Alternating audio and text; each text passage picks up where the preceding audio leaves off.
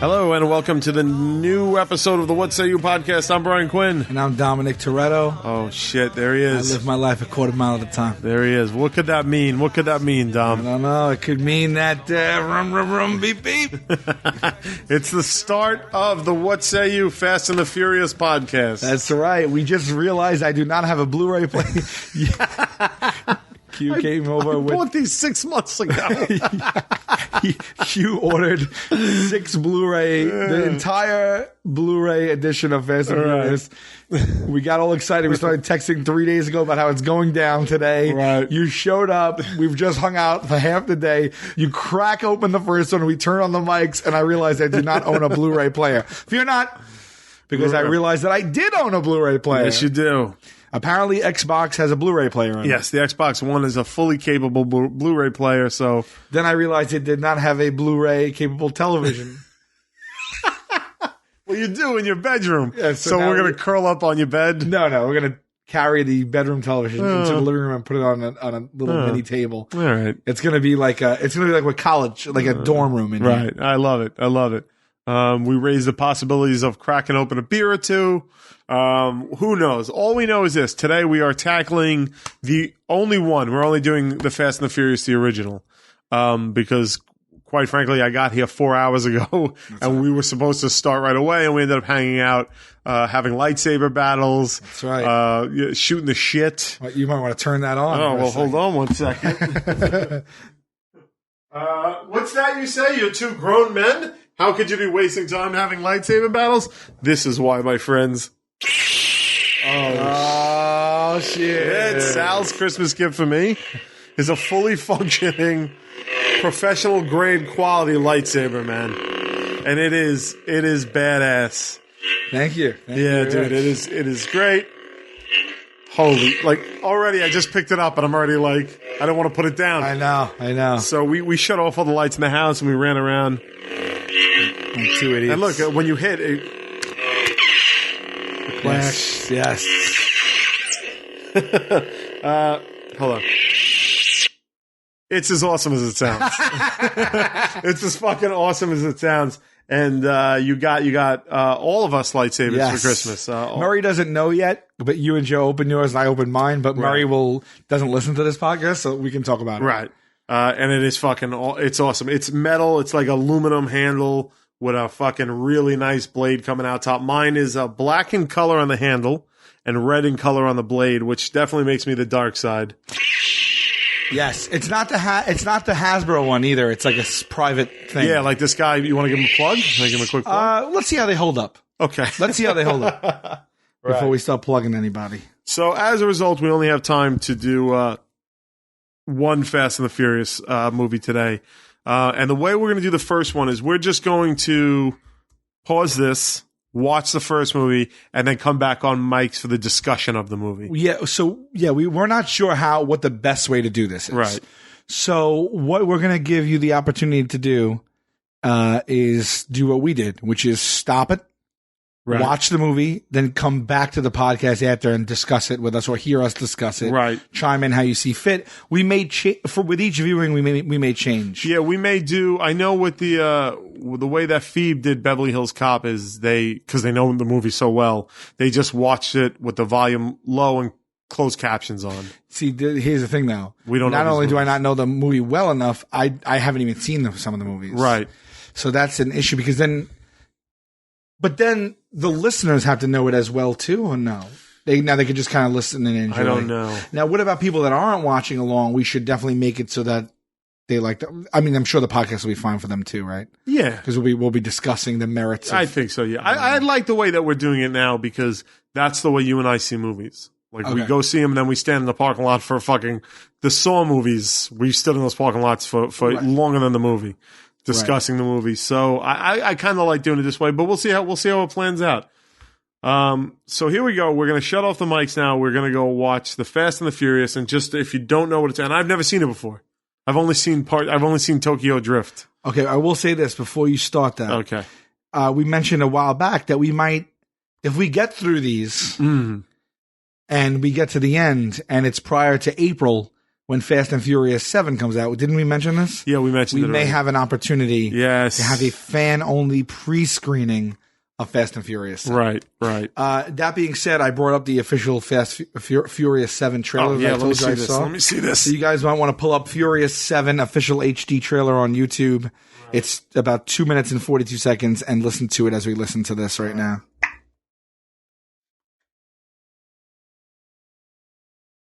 If this is the one I saw in the theater, I hope so. All right, let's get to work.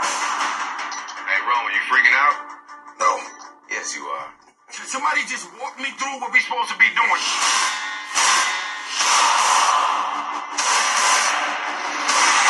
Justin, you didn't think you could get any better, huh? Here we go.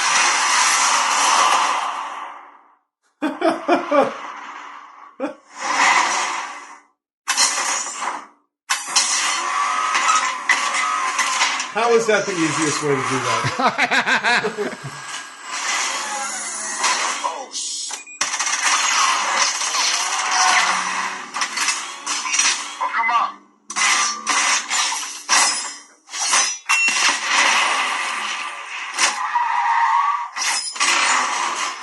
Brian, you're up.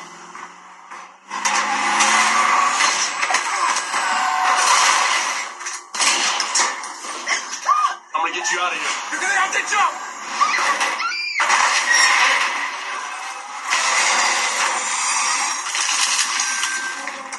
Holy shit.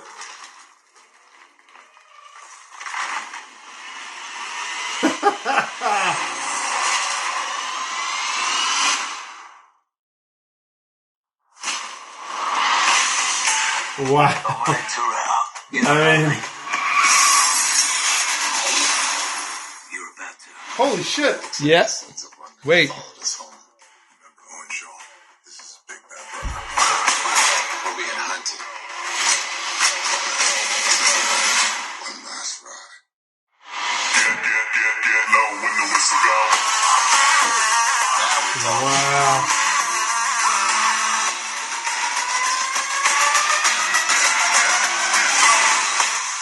Daddy's gotta go to work. This is a world that doesn't play by your rules. Holy shit, is that Kurt Russell? Yeah.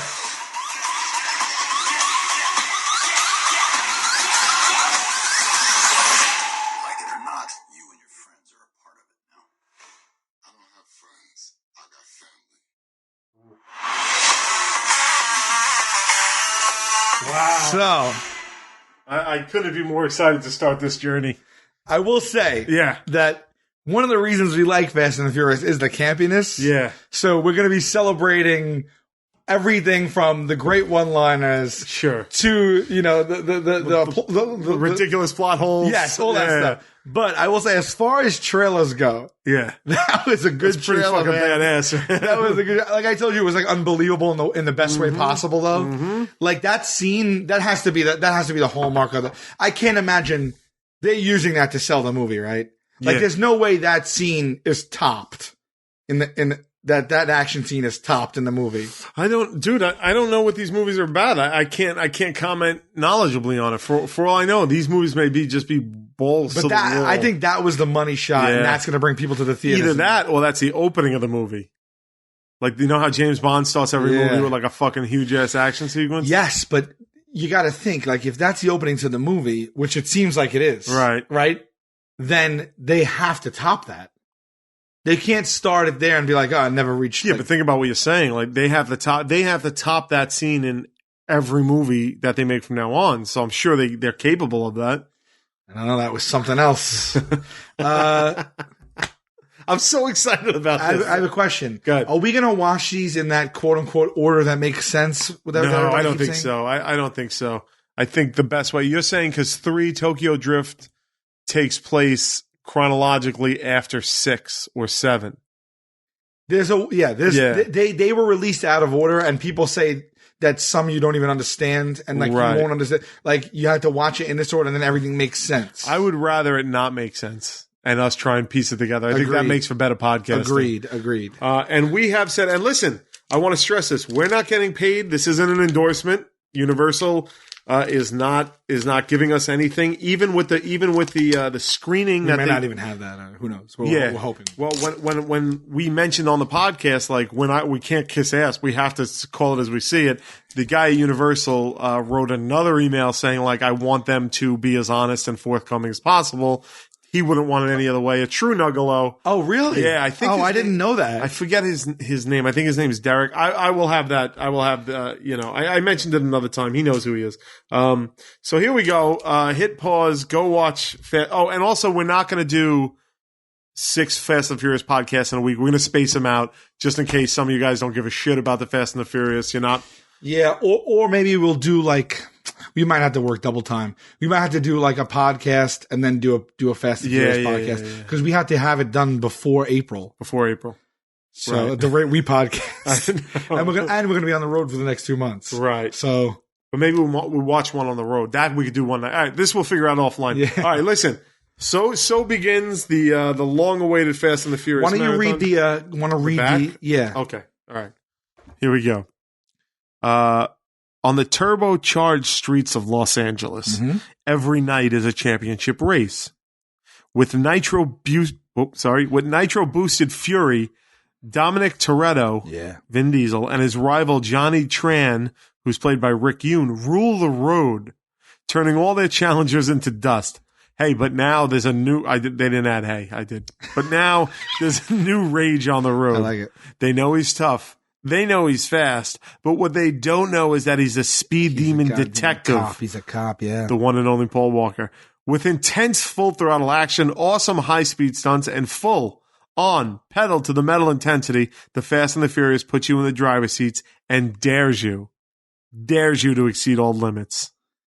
Okay. Wow. This is released in 2001. Right. So it's 14 years old, what we're about to watch. Right. It has a 6.6 out of 10 rating on IMDb. Okay. From 200 and almost 15,000 users. Oh my God. All right. A Metascore critic is 58 out of 100.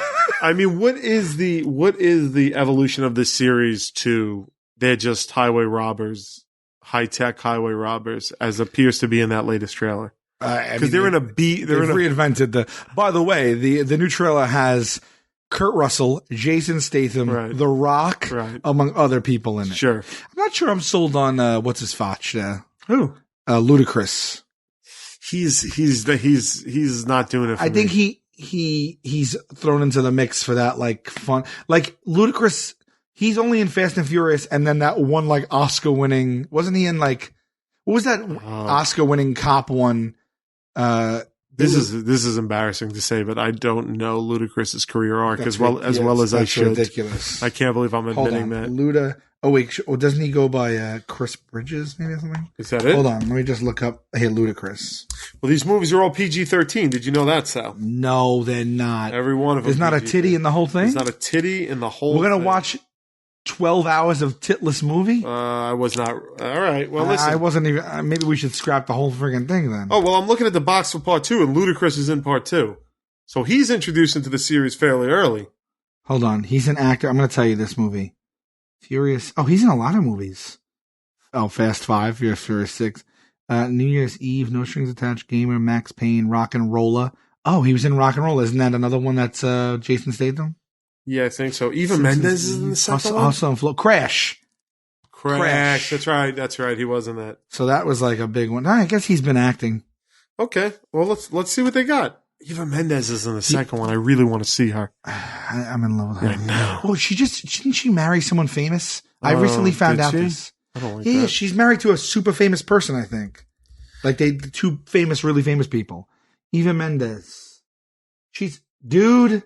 What? Dude. What?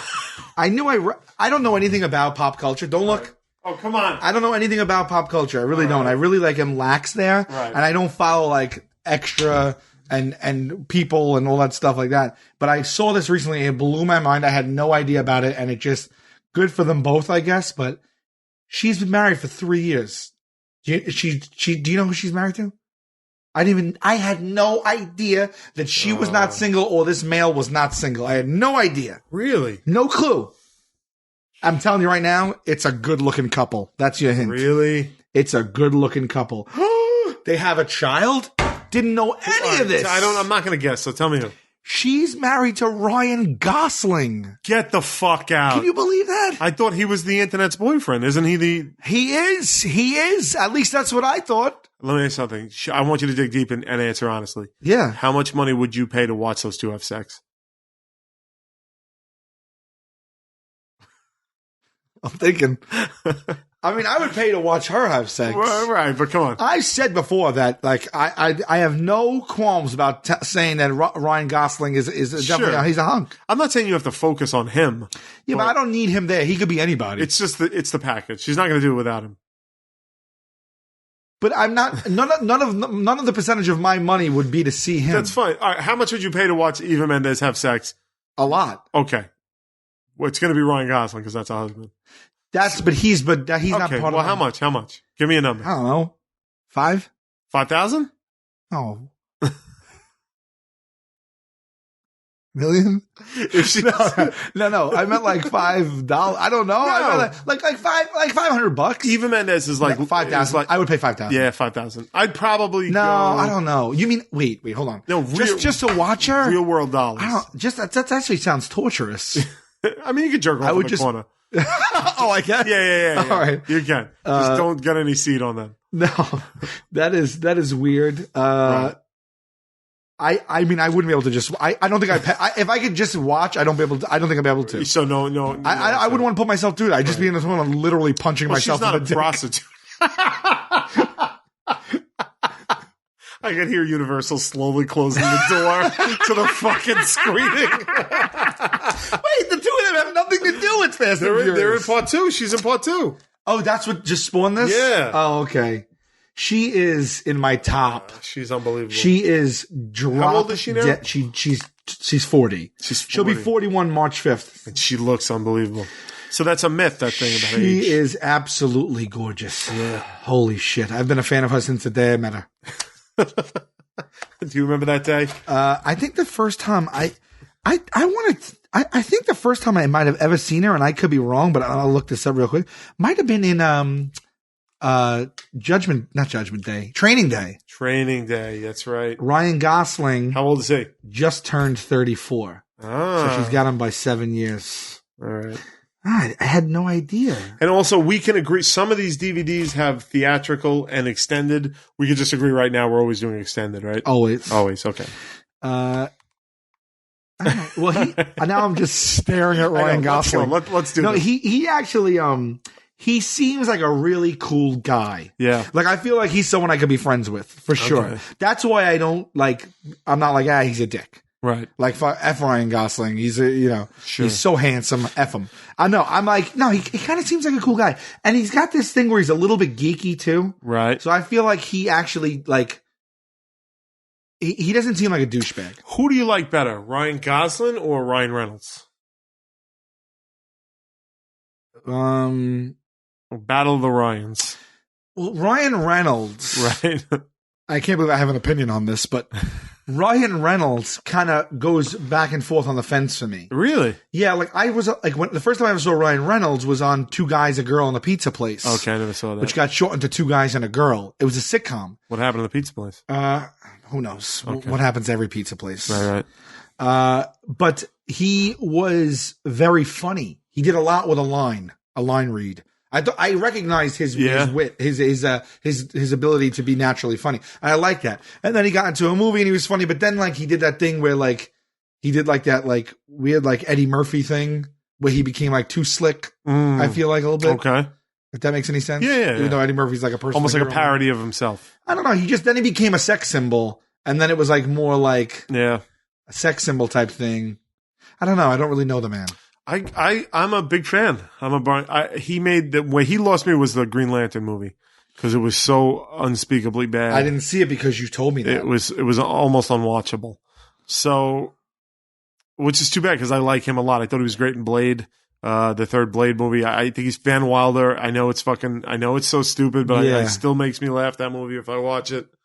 So I'm a big Ryan Reynolds fan. Between the Ryans, I got to go with Ryan Reynolds. Really? Yeah. I kind of go. Gosling really don't have the Notebook for me. What else has he done? Do you want to know something? What? You want to know something? I do. I've never seen The Notebook. love I feel it. like I would cry a lot. Yeah. I like The Notebook. I said that once, and someone gave me The Notebook on DVD. Yeah. And I still haven't watched it because I don't know. I never really had the desire. I probably know it's like a legitimate, like probably a good movie. Like It's a good movie. It's a tearjerker a little bit. Yeah. But I never watched it. But he was awesome in that movie. Is it Dream? No, Drive. I didn't see Drive. I know. What? I know. What? I know. Everybody says I gotta watch Drive. Drive. I know is- Bryan Cranston's in it. Oh, Drive is so good. Really? Oh, dude, Drive. So I should watch Drive like tonight. Go home and watch Drive. Dude, it is so good. Really? It is so good. Albert Brooks is in it. I know it's got a great cast. But Albert Brooks, Bryan Cranston's in it. Yeah, so it looks. I'm looking at Eva Mendes' track record, and I don't think I would have recognized it till Training Day. It says she was in Night at the Roxbury, but it looks like she was an extra. Right. She's also Can you go to Mr. Skin and see if nude. She's nude in Training Day. What are you nuts? They break into. into the room. She's laying on the bed, buck naked, Oh, when that's he's counting right. like he's counting money out of a duffel bag. Do you remember J Lo being nude in Wrong Turn or U-Turn? U-turn. U-Turn. She was like on her hands and knees getting it from Nick Nolte. Yeah, I think you see her top boobs. half. Yeah. Oh, there you go. Yeah, I remember that because I used to be into that. I used to be a big fan of J Lo. Yeah, she still looks good. She looks Let absolutely. me tell you, women in their 40s are where it's at. Also, women in their 30s. Also, women in their 20s. Also, women in their late teens, depending on the state you're in. I mean, I'm sure women in their 50s too. Sure, yeah. I just Is it went Sophia back. Loren or one of those chicks that's like 90 that like still looks like? Well, when she did the second Grumpy Old Men movie, she was in her 60s, and I still would have given it to her Let me type this in. if she would have me. Which I assure you, she would not. Yeah, we're in our 30s and we're not even. All right. I just put older hot women into Google. I hope everybody at home is happy about the fact that I've been holding a lightsaber this entire time. Like, just because the sound effects aren't on doesn't mean I'm not. Doesn't mean you're not a second away. Right. The sexiest woman over 50. People magazine. Christy Brinkley. Yep. 60. Still looks good. All right. Billy Joel. Can you name any of these? Michelle Pfeiffer. All right. 56. All right. Heather Locklear. I haven't seen her lately. 53. Looking good. What's Samantha Fox at? Dude, Gina Gershon. Gina Gershon. And I saw her last year in person. I talked to her on the set of Staten Island Summer, Colin Jost movie. I had a nice conversation with her before I even realized it was her for some reason. Yeah. And then I realized it was her, and I was like, oh my God, do you know how many times I use showgirls as like masturbation material? 52. Kathy Ireland. Remember her? Oh God, yeah. She's still got 51. a clothing line, right? I don't know, but she was on the cover of that Sports Illustrated swimsuit that year. Yeah. Angela Bassett, 56. She looks like she's in her 30s. Angela Bassett never did it for me, but let me see it. She's in super sick shape though. Look at her. Yeah, she looks good. All right, come on. We're just half hour this is probably the most boring. Okay, Sorry about that. All right, so we're all right. So everybody, go press play on Fast and the Furious, and we'll meet you back here in a running time of 1 hour 47 minutes. All right, we'll be right back with thoughts on the Fast and the Furious, the original, starring Paul Walker and Vin Diesel. Okay, beginning of the movie, car gets hijacked. Right, The truck. The truck gets hijacked, right? That's how the movie starts off. That people are stealing. That's why there's this team in place. Paul Walker sent out undercover to find out who's hijacking these trucks. Sure. Premise of the whole movie. Right. While in that world, working for the parts shop guy who's shady. Or deli. Oh, you're not even talking about the deli. No. I'm not talking about. We still can't figure out at an hour 20 if Toretto's is a tuna fish sandwich shop or an auto body shop. We literally don't know. He runs a garage that an auto body garage that has all these parts. Yet Toretto's, with the sign on it where his sister works, was at a counter of a luncheonette where he was going to get tuna in the beginning. Then he hired him and said, now you work here. Right. And if you can't find the tool in this shop, the tool don't exist. Right. So it is an auto body shop slash tuna delicatessen. Tuna luncheonette. Right. Right. He sits in the back and watches through a scrim. Right. As his sister serves up bad makes tuna. Right. That no one likes. And if you know, also just as a minor note, but if you know that your place makes bad tuna, wouldn't you take steps to correct that instead of just laughing it off as a hearty? Yeah, because later when the guy with the beard, and I don't have anyone's names. I think his name's Dragon. I literally only have Dominic Toretto. That's Right. it. I mean, for $1 million, and I'm dead serious, Yeah. I couldn't tell you a single other name. Well, I know that Paul Walker's name is Brian because that's my name, so I caught that. Oh, I didn't even catch that. I know that they were running out of time. Oh, I'm sorry. Monica was the name of the girl that was going to fuck Ja Rule if he won the race. Right, because he screamed it out. Monica! Oh, man, I just want to dive into this. All right. But wait. What I'm saying is, I'm going to here's it as I understand it. Okay, do tell me it as you understand it from the beginning, though. So he's undercover. He's investigating. He assumes that that Dom is the guy through which all information passes through. So he's like, I'm going to get close with him, and I'll find out through him who it is. I'm with you so far. Okay.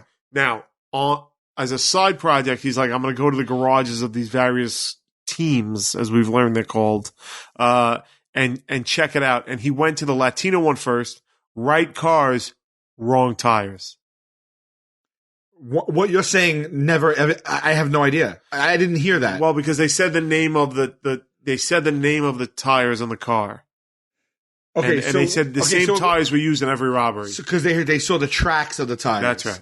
So when the Latino crew, which by the way I didn't realize wasn't dominant, I thought they were just all his big crew.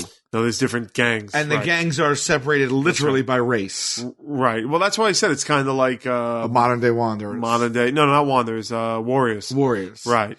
Yeah, I mean the Asian guys are the Asian guys, the Latinos guys are the Latino guys, the black guys are the black guys, and Dom's crew, I guess, is white.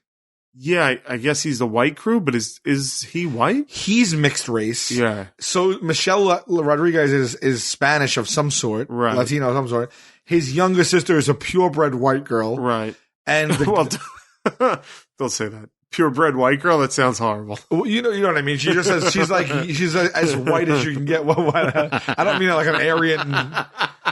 I'm kidding. All right, so the kid who has ADD and knows all about cars is white. Right. The two friends, the two lackeys that are like muscleheads jerks are white. Right. So I guess he's the white crew. Paul Walker's supposed to be white. Okay, so which is odd that the white crew is a cool crew. You don't see that much.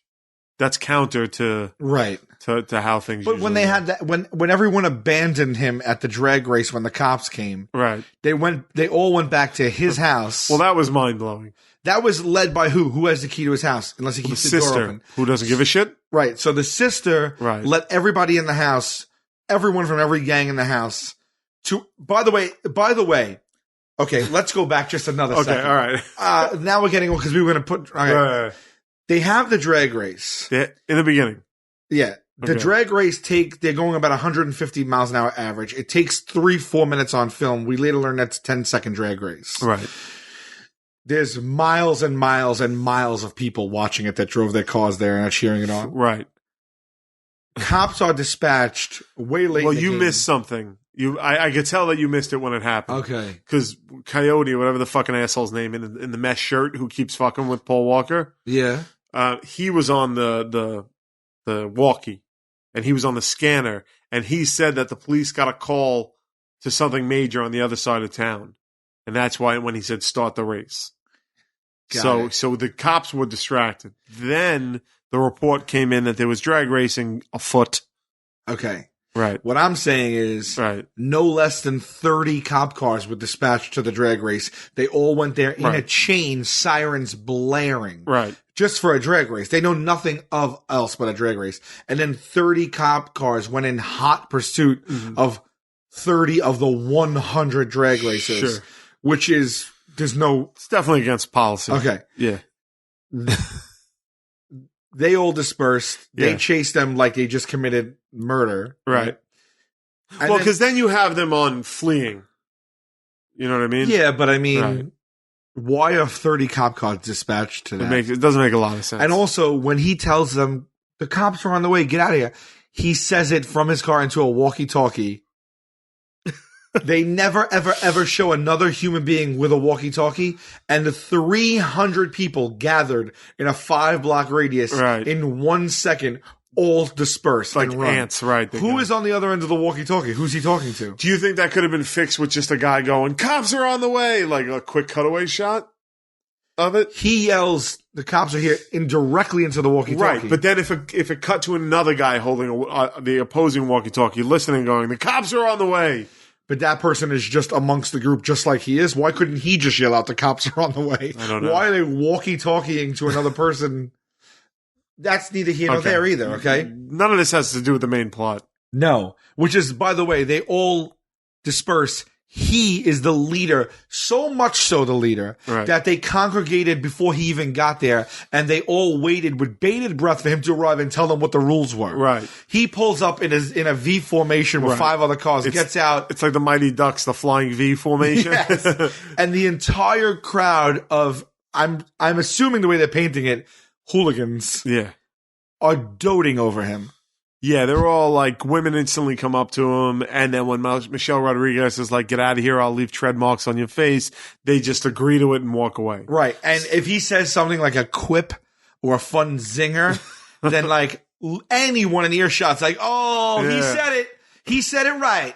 That's what he said." You know, like that. Just nodding to each other. Meanwhile, there was already 100 race cars there and 100 people who raced the cars. Right. They're not racing without him. He pulls up, gets out, he goes, 2,000 a car, blah, blah. Everyone cheers, and they Right. start the race. That man is missing. He's the only one that didn't get away from the cops. Right. And they wouldn't even start the race without him, yet they're inclined to then go to his house His house. and then have a party, Right. like out of the Hell's Angels. When we show up to the party, there are people playing video games. Michelle Rodriguez playing video games. Yes. Coyote or Dragon, whatever his name is just rocking out on a guitar. He's literally playing electric guitar. Right. There's loose guns and drugs everywhere. Right. Looks like about 3 or 4 people are right about to have sex. Right. There's smoking. There's people. There looks like there'll be a fight any moment. Sure. There's nefarious characters in the place. And the honest thing that you pointed out while we were watching it is like there's about, roughly speaking, 100 candles lit around the house. Yes. Yes. There's 100 candles. Someone ran back. Someone communicated. And we said, this is 2001. It's before Evites. Right. It's whatever. Even it is. texting was in its earliest stage. Not Nascent. Not everybody. Very good. Very Yes. good. Not everybody at that meetup had a cell phone. I can guarantee you They that. find their way back to his house. Someone arrives early, or as everyone pours in, there's guns, drugs, and fucking around. Someone's like, Right.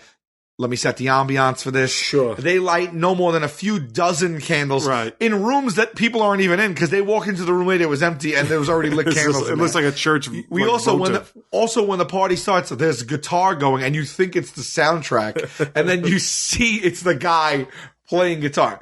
Right. They all decide to do that without knowing where the leader is. Right. They wouldn't even start the race without. Who is in legitimate danger because he was chased by the cops. Right. He got into a speeding race with the cops, which, by the way, that cop who said, Dominic, what's his last name? Toretto, knew he was Toretto, Yeah. chased him in a car down an alleyway, then smashed into a civilian station wagon, and that's how he knew who he was chasing, Right. and he knew that he was running from the law. Right. And after that scene, he lives a normal life. Right. They don't go to the deli / fucking Right. garage and bust him. No, you're right. That is probably the biggest plot hole of Right. the whole thing so far. Right. He knew exactly who he was. Right. Knew what he was doing. That's right. Identified him on the street just by looking at For a him. high-speed chase. Told him to stop. He resisted arrest, led them on a high-speed chase. They ended up crashing their cars. Right.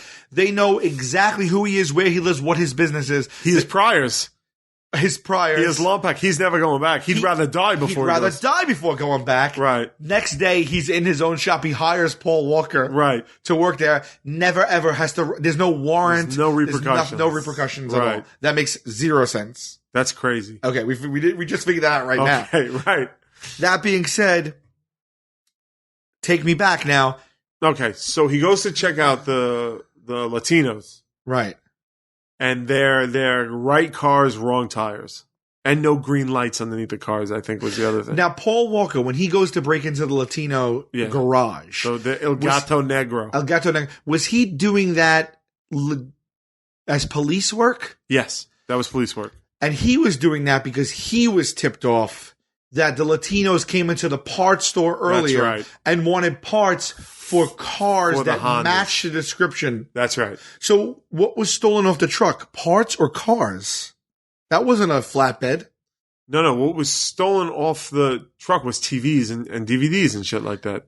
They showed it. Oh, but remember, it in the was, beginning. but the truck driver identified them as Honda Civics. Yeah. And he said that the same tire track treads and the same cars have been used in like 3-4 robberies. And they got to catch them because these truck drivers, they're about to start arming themselves. So what they have is a make Right. and they have a tire. Right. Okay. So the Latino guy from Training Day Yeah. came in and ordered parts for the make of car. The make of the So car. you're saying in the beginning, the guy that got shot.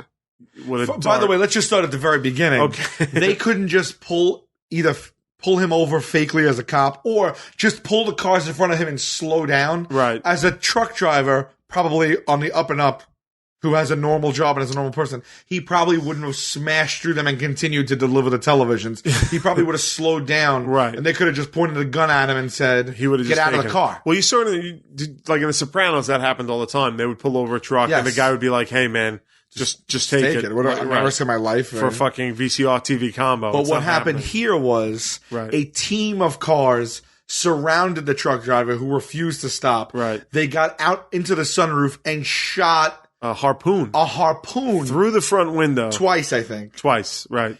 The truck driver still didn't stop. No. He was like, I'm delivering these televisions. He didn't not only not stop, but he didn't swerve left or right and take out a Honda. And then when the Asian or the gang, presumably the gang, went from the car on the cable into the truck. He didn't stop, tap the brakes. No, nothing. he actually fought them. Right. So, presuming I am a citizen Sure. who has a job and pays taxes and has a family, and my job's a truck driver. Okay.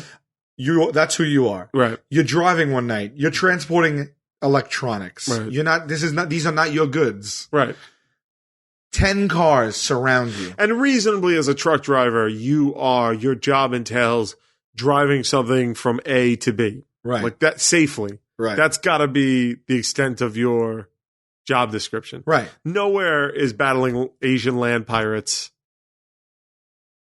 But when he signed up, they weren't like, you listen. wouldn't even be frowned upon. Right.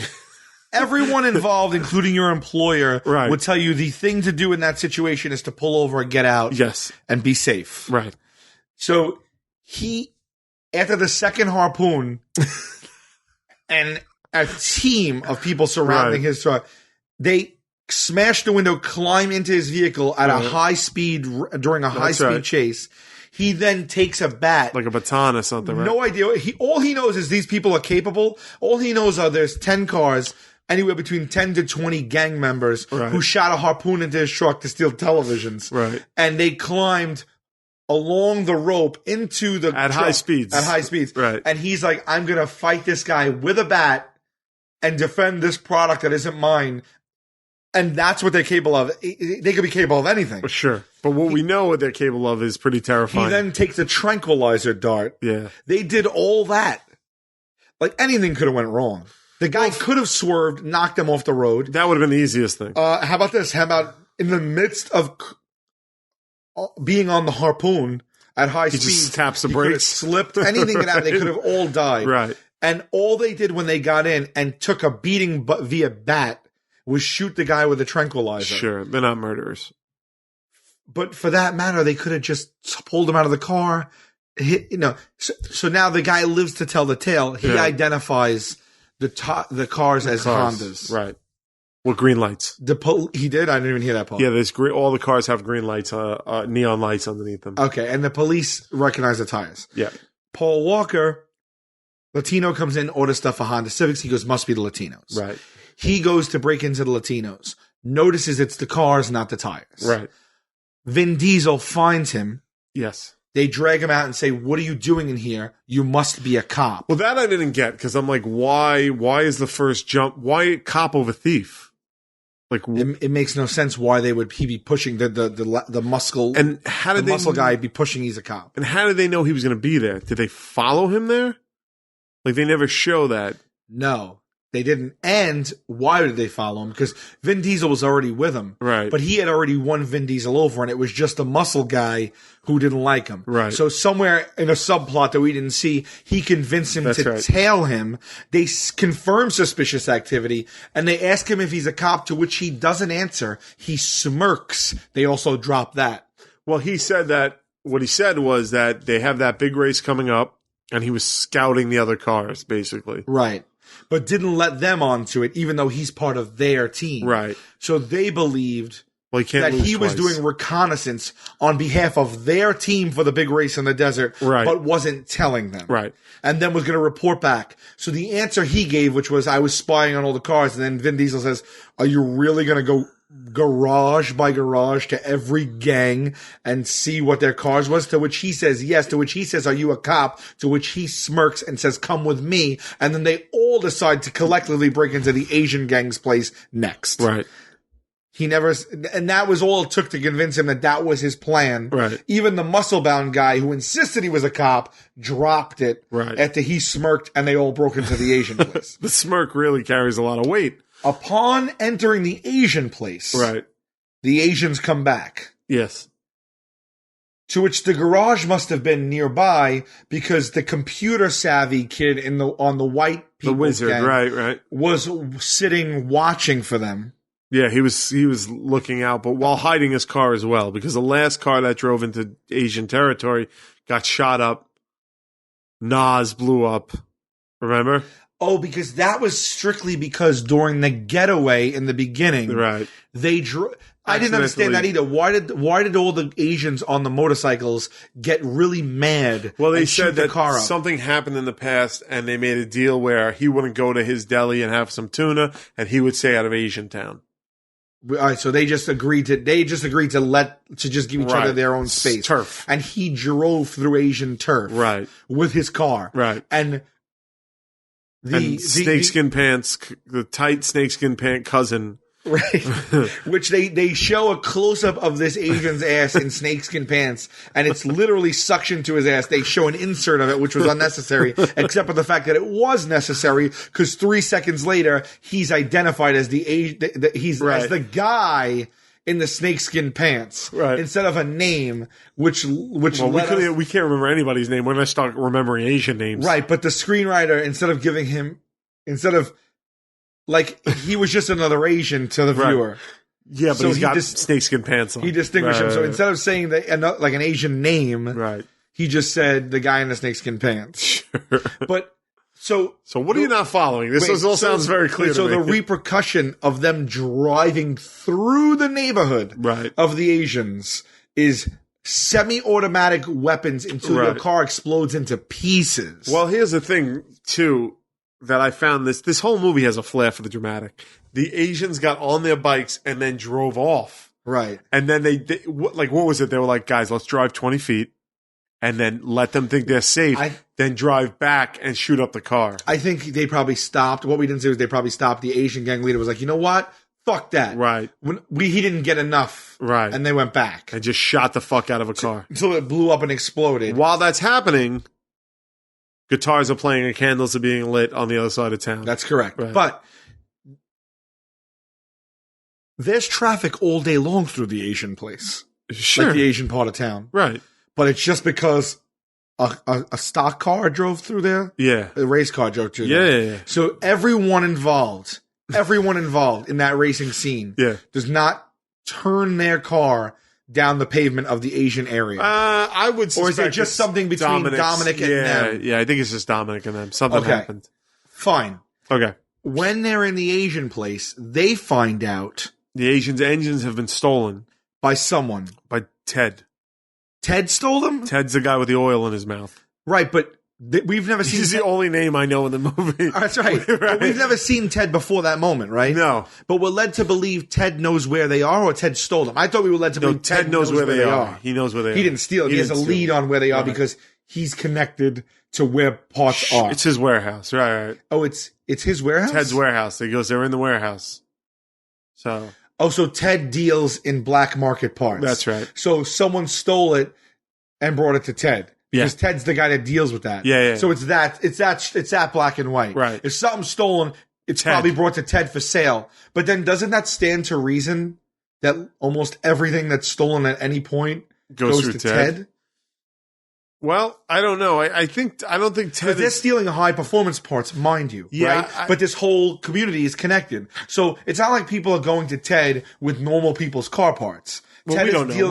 We're getting off on a tangent. We have no idea what Ted does, and I don't think that Ted's gonna. But Ted says he doesn't know anything about it. Ted knows the Asian gang, knows what they're capable of, knows that they go around with semi-automatic weapons firing on people. Yeah. And Ted says at first, "I don't know where your parts are." To possibly put his life at risk for 3 engines. Right. They then fill his mouth with Earl. 40 oil. 40 weight oil. Yeah. And then he says, okay, I have the parts in my shop. Right. But he doesn't give away who brought the parts to him. No. As of right now in the movie, we don't even know that? We don't even know that. I don't think that's an important detail. Okay, but what did Dominic Toretto and Paul Walker's gang find out by being in the Asian place? Did the tires or cars match? No, that's where he saw all the electronics. Assumed they were the stolen electronics one. Went back and told the FBI and the cops about it. But told them all they had? Well, that's what he said. He goes, I have no hard evidence. He goes, it's all circumstantial at this point. So, and the FBI guy said, well, my boss is coming to town. But what's circumstantial? Did the tires and car match? No, just the electronics stacked up in the back of the thing.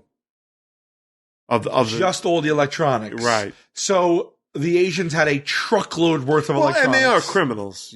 We know that because they're firing off guns and blowing up cars. Right. But they have a truckload worth of electronics that turned out to be purchased legally. Yeah. And it just so happens that there was a truckload of electronics that were stolen illegally. I told you. I think it's a red herring. And then it's a misdirect. The FBI, I guess, finds it appropriate to completely load up a attack team and kick in doors of a mansion, right? Where maybe it's either the Asian gang leaders or his father's house, right? It looked like his father's house, and the father slaps him as he gets off. By the way, I just am realizing right now, if you're not watching the Fast and Furious movies, I'm really sorry about that, because there's no way in hell you're enjoying this at all. Like, there's just no reason for you to listen to this. Right. That's right. Unless you're really bored or like you're just having fun listening. Or you're high, something. High, or you're having fun listening to us not understand. Like, there'd be no reason. Like, there's going to be 7 of these. These have to be put on an edition this will be the only one that comes out as a real podcast. And we all found out together that it's not, that we can't do this anymore. We can't do this. This is a special thing for people who want to get high or not, watch Fast and Furious, and then come back and listen to us celebrate / lament it. Right. Okay. Like, otherwise, we're not going to do this again. There'll be a podcast, and these will be like podcast supplements, like bonus podcasts. Yeah, because we can't do this to you 7 times. Because nothing to me indicates that anything's going to change. We should have drank. We should have. The next one we're gonna drink when we watch it. But we should smoke. Yeah. We gotta do something. But I'm afraid if I smoke, I really won't understand anything. I mean, okay. So here's where we're at in the story, and we didn't even mean to record. We've been going for 26 minutes right now. All right. So what happened was I looked up I paused it And I said, I'm sorry, I have to pause this at this Right. point. And I turned to you and I said, I don't understand. I legitimately don't. And you said, you know what? Let's not save it. Let's get on the mics right now. Right. So we're not even all the way through the movie. No. The Asians just got busted. Right. We're making notes so we have something to reference when we get back, although we Right. touched on a lot of it. Yeah. But I had to stop because I didn't understand what was going on. Do you feel like you understand what's going on? So Okay. so then they call him just after he fucks Dominic's sister, Right. to which you said something that killed me. That was the best joke of He the night. leaned up and he's talking to the FBI SWAT team. They said, "We've decided we're gonna swarm. Right. If you agree, say yes." He says yes. She sits up in the bed, indicating he wasn't alone. They just had Right. post coitus. So we can't talk serious. Right. Can't talk. And then she says, "Who was that?" Right. Like she doesn't even really know him. They've known each other basically a week at this point. And she leans up and is questioning who's calling him on the phone. Right. To which he says wrong number, which clearly was. Right. And she just stares at him. And then they start kissing after that. Right. And you said, I said, that's the most realistic part of a movie. That's a woman for you. which I'm sorry, like it's not. It's funny because it's true. Right. Like it's nothing against women, but she sat up. But just even if that's not all women, that Right. trait in her so far in this movie was the most realistic thing that happened. Right. Yeah. That was my favorite part of the movie so far. But I will say this before we jump back to the movie. I am engaged in the movie. Yes. I'm excited. Like the It's racing fun. scene was, and I'm not a motorhead. Like I have a motorcycle and I like driving it Right. or riding it. But there was something to the racing scene that I was like, oh, this is pretty exciting. Yes. So- Although it felt like they were racing I mean, for That's right. like a whole state length. right. But it turns out it was a quarter mile. I guess that's just to. While everything speeds up, we slow it down while it speed. I don't know what. You know. Also, another thing too is, all right, so I am engaged in the movie, and as entertainment, it's succeeding on a lot of levels. Right. But I was a little underwhelmed by something that I didn't expect to be, and that is the famous line, "I live my life a quarter mile at a time." He delivers it in such a subdued way Yeah. that I guess over the past 14 years, it had, in my mind, become like a yippee-ki-yay motherfucker Right, yeah, or something like that. But it's not. It's just a line in the line No, of the but movie. it's a line that resonated. Yeah, Whether really for did. its campiness or for its just like, Right. and it's in the middle of a part that's like really like probably the most subdued part of the movie. Right. Where he's telling, the About his tale father of his died father and dying stuff. and him watching it. It gets real heavy. Yeah. Where he says, "I heard my father screaming, but they later told me my father was already dead and the screams I heard were my own." Which was pretty badass. That was a pretty badass line. Yeah, especially like some of the because I've been jotting down some of my favorite bad lines, so that wasn't all that bad. I like so he has a long-standing feud with these Asian people, Sure. and I'm calling them Asians because they haven't been identified. I don't know whether they're Japanese, Right, I don't know. Chinese. I got no clue. Right. So he has horrible blood, so much so that him driving down one of the streets where they might be Right. gets his car blown to smithereens. Sure. And when they pull up and surround his car with like 10 motorcycles, and Paul Walker says, "What's going on?" He goes, "It's going to be a long night." Right. He's super cool, man. They had semi-automatic weapons. I don't care how I tough could I walk am. into your house and you, my best friend, could point a semi-automatic as a joke, and I would be like, "What the fuck?" Right. I'd be like, "What the fuck are you doing? Put that fucking gun down, you It asshole!" would change your life. It would change our lives. It would. Our friendship would be changed definitely because I'd be like, "What the fuck is this lunatic doing?" Right. Uh, It's just going to be a long night. but that's why we're not Dominic Toretto. Toretto, But wait, what made me pause it? Because so now because you don't know what's going on. no, but now they swarmed. They took the Asian off. They hauled him off. Right. He got a call now saying, "Guess what? The DVD players were bought legally. Legally purchased All we have is a couple of low grade weapons and some speeding tickets. and some speeding tickets." Right. So that means they swarmed knowing ahead of time that the cars and tires weren't a match. Yes. So they swarmed just on the premise that they had electronics. Yeah, that was it. Which Paul Walker, to his credit, warned them against. He said, "Give me a few more days. and I'll get you hard evidence, and they just couldn't wait, which seems a little weird. And that's where we are right now. That's where we are right now. But it is but how is it not confirmed yet that Dominic is not behind it? Well, that's just Paul Walker's. He says he's too controlled. He's like, he's too controlled to do something like that. He wouldn't do that. Yeah. But the other part of that is that he's not in deep enough and hasn't been privy. Let's say on the off chance in his head, or the other cop's heads, it could still be Dominic. Yeah. Then what has happened in their mind is he just hasn't gone deep enough undercover yet. Right. He hasn't been allowed that information. That's right. So he's still a question mark to everyone else, Toretto. Well, but to Paul Walker, two things are happening. One, he thinks he has a good sense of him, and two, he's starting to trust and like him as a person. That's right. And then also, I said to you, I don't think it was Toretto. Right. Because I haven't seen any of these movies before. Right. So I will tell you this. Yeah. I forgot if it's him or not. Okay. But it's kind of got to be him, I guess, at this point. Because the only gangs that stood out were the Latinos, which have been marked off. Right. The Asians, which we just found out wasn't them. I guess Ja Rule. Yeah, but first of all, Ja Rule. Let's talk about Ja Rule. Where's he right now? I think he was just there for comedic. And they replaced. No, I don't mean that. I mean in 2015. Do we know January he's not 3rd. in the movies? Oh. I think they replaced Ja Rule with Ludacris. Hold on 1 second. Let's just get to the bottom of this. If I'm Ja Rule, right, and in like Fast and Furious 2, he like gets on the phone with his agent, and then they were like, "No, they put in Ludacris for the comedic rapper right now instead of you."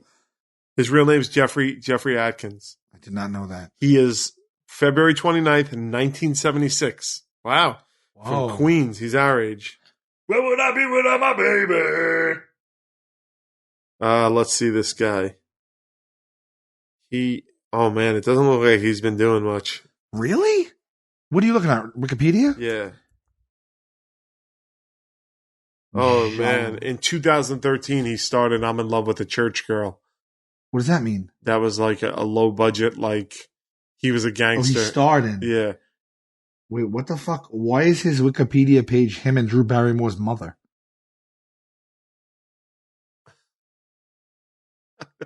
I'm confused. Let me go to personal life. All right, he's married. He married Aisha Murray. He has 3 children. Okay. He's a Christian. He became Christian in 2013 when he was promoting the movie In Love with a Church Girl. Holy shit, he's in prison. No. Hold on a second. He punched some. Oh, wait. Whoa, Ja Rule, what happened, bro? In 2011, Ja Rule received an additional 28-month prison sentence for tax evasion to run concurrently with his state term, failing to pay tax on more than $3 million in earnings from 2004 to 2006. He was later released from prison on February 21st, 2013, was immediately taken into federal custody for a tax case for which he had less than 6 months remaining on his sentence. Ja Rule was held in Brooklyn's Midtown. Right, so he's out now. Was set to release July 28, 2013. July was released. Ja Rule was released from prison May 7, 2013. Quick question. Is Ja Rule on Twitter? And can we get him on this show? Let's see. Wait a second. Ja Rule. Oh, yeah. He's on. Wait, so he got released from prison and immediately took a role in the film I'm in Love with a Church Girl and became a Christian. He just released a book called Unruly. That's amazing. The highs and lows of becoming a man by Ja Rule. Of not becoming a success, an entertainer, a rapper, or an actor. No. Of becoming a man. Right. Unruly. Here's what I'm going to do. I'm going to read that book. I'm going to read that book, and we're going to. You could read it in a day, probably, right? Yeah. You're really good like that. And we just followed him. We got to get him on this. He's on Twitter. He's on Twitter. How many followers does he have? He has a respectable 175,000. I don't think he's like done any like. Let me see. He's had feuds. I don't think he's really done. Yeah. See. He put out some double album shit in 2012, but I don't think he gets airplay. You know what I mean? I don't know. Maybe he does. I would have to say I'm removed from it. So all right. I don't know. I'm going to I'm going to do a little research on Ja Rule. The highs and lows of being a man, unruly. All right, we got to get back to this I movie. wonder if he wrote it himself. We're getting. It doesn't say a ghostwriter. But wait, why is his Wikipedia page with Jade Barrymore? We have so many questions for her. Wait, acting career. Hold on a second. Aside from rapping, Ja Rule has established himself as an actor. His first film was a buddy movie with Praz. He's from, obviously, the Fugees. He appeared in a very minor role in The Fast and the Furious. Oh, so that was it. In 2004, he appeared in several movies, including Back in the Day with Ving Rhames and Pam Grier. Half Past Dead as Steven Seagal's co-star. He was Steven Seagal's co-star in Half Past Dead, which I've never heard of. That's got to be a fun watch. He also starred in the movies The Cookout with Queen Latifah and Assault on Precinct 13. I thought that movie was awesome, that remake. In 2013. So for all accounts here, he's kind of like, he released a book, he got out of prison, and he kind of had a movie, but I don't know if he's really in the forefront of anything at this moment. I would love to see what kind of tweets he actually tweets. Well, he just bought a super expensive car. I can tell you that looking at his Twitter. Well, we don't know. He purchased it. Here we go. 10 things. Time Magazine did an article. 10 things we've learned about Ja Rule from his book. You're kidding me right now. Nope. You ready? This is excellent. Let's do it. 1, he grew up Jehovah's Witnesses. Okay. Okay. 2, here's where it heats up a bit. Okay. He lost his virginity at age 10 or 11. He can't remember. What would I be without my baby? He originally wrote, "Can I get a..." What? Then agreed to let Jay-Z have it. Oh. So he wrote that. Agreed to let him have it or sold it to him? That doesn't say. It doesn't say. It's in his book, though, and I'm going to read his book, so I'll have... Wait, so in his book, he says, I lost my virginity at 10 or 11, I just can't remember. Yeah. Okay. At number 4, he started selling crack at 14. Oh, Ja Rule. That's fast, buddy. Yeah. And furious. He met his wife in 8th grade shop class. His wife? Yeah. I've known that woman a long time. It's good to meet a soulmate at an early age and go through life together, growing up together. I watched her grow up. She watched me grow up. Wow, that's his wife right now? Yeah. Oh, that's very interesting. Yeah. Well, so she knew him since 8th grade. So she knew him when he lost his virginity and started selling crack and all. Because 8th grade is like, isn't 8th grade 13? Yeah. So she met 6, him. 7, yeah. Oh, so he was already. He was already not slinging a virgin. Dick all over the place. She met him in 8th grade. He was 4 years removed from being a virgin and right on the cusp of slinging crack. 6, he grew up in Hollis, Queens, the same place as Run DMC, of course. This is a sad one. This is sad. He has a tattoo dedicated to a baby sister who died in the womb. Oh, that's pretty sad. I feel bad about that. 8, he once stayed in one of Saddam Hussein's hunting lodge. Ja Rule performed in Iraq as part of a USO tour. We ever going to do USO stuff? We should do something for the troops. You know what I mean? Oh yeah, I would. That would be amazing. But if they'll have us, I don't know. Troops have got to like us, right? I'm sure individual troops have seen the show. I mean, a troop or two. But to just go out there and be like, "Hey, the Impractical Jokers are here," they might not know who the hell we are. You think the troops don't? Maybe we set up some hijinks in Fallujah. And all right. Number 9. Ever since he met Jay-Z, it's like 100 thumbs down, full weight punishment at the end because we're not doing anything. We all just got shot in the face. Ever since he met Jay-Z, he writes his rhymes in his head. Jay-Z has no pen or paper. He simply stored all his lyrics in his head. Ja decided to start using that technique as well. Okay, that seems like tough. Holy shit! This is pretty fucking interesting. He's only 9 years old. He was born February 29th on a leap year. Okay. That's funny. I didn't understand you. That's pretty funny. All right. So we learned a little something about Ja Rule today. Okay. All right. But Ja Rule, let me just see something here. We've been going for 40 minutes. Ja Rule, though, they got rid of him, though, after the first Fast and the Furious. And then I think Ludacris was in every one after that. We got to get to the bottom of it, and there's only one way to do it, and that's to find out from Ja Rule himself. Oh, Jordana Brewster is the sister. She's I knew. 34, born 1980, has a child. I don't know what she's in, really. She's in all these movies. Besides this, though. I mean, I think when you're in these movies, you don't have to. Aren't these like fucking everybody's rich off these, right? I don't know. I really don't know. But, okay, here's her filmography. She was in The Faculty, Fast and Furious, Debs. That's right. Texas Chainsaw Massacre remake, and then mostly just it's all these. Oh, she was on Chuck for 4 episodes. She was on Dallas for 40 episodes the last couple of years. Yeah, so this was really like, this is one of her big things, really, Sure. as the world turns. So I have a question. Good. Where do we leave off right now? They swarmed, and they found out that they're not. The Asians are. And that's it. Right, that's it. So everything's still up in the air completely. Yeah, and this is just, I know it's hard to believe at 41 minutes, like, this isn't even our review of the movie. We just have to talk some stuff out. Because I have notes, but I think we covered a lot of it. We covered a lot. But I am feeling a little guilty that this is going to be a podcast and not a supplement. That's all right. We're going to, look, we're figuring this out as we go along. Yeah. Honestly, much like the Fast and the Furious movies, we're revolving. So this is the first one. We've it's a long time coming.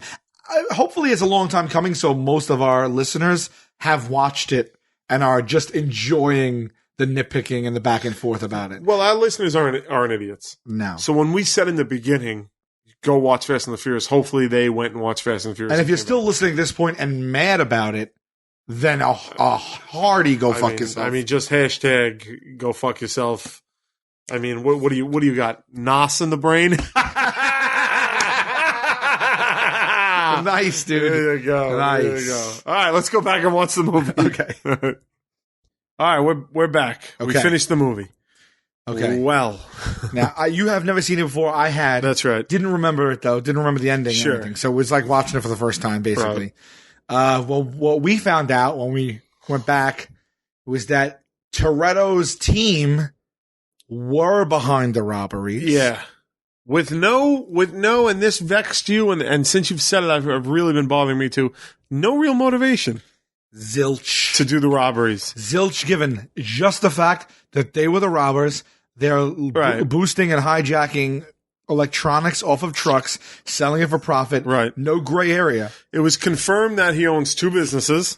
Oh, that's another thing that happened. Right. He owns an auto body shop grocery store. Sure. So we can count that as 2. Plus, he seems to be making $10,000 a night racing on the streets. That's correct. So what's going on? Hold on, another thing. He called it a grocery store, which it wasn't as well. It was a luncheonette where she was a waitress that made him a tuna sandwich. About bad tuna sandwich, right? So, unless it was a deli? Did we miss that part? Like, I don't know. I don't think we realized at the time that we should have paid more attention. I want to go back and look at that. It was a structure that said Toretto's. It was Right. run down, and it was an auto body shop / deli. He looks like he's doing okay for himself. I'll tell you that. Oh God! So we went back, and it was after they botched the Asian bust, Right. the SWAT team, that came down on Paul Walker, 36 hours, he'll find yourself another line of work. which is not how police jobs work. No. Also, he was the sole person who told them, "Fine, swarm, but I'm letting you know, I need more time. We don't have any hard evidence. I wouldn't even really do it." Right. And they decided to, a team of like FBI officers and everyone else of 30 decided to do it anyway. Right. And then it turned up nothing. And then they said, "You're fired if you don't find the guys within 3 days Right. alone," which makes no sense whatsoever. Not even 3 days, a day and a half. Right. Sorry. That's right. A day and a half.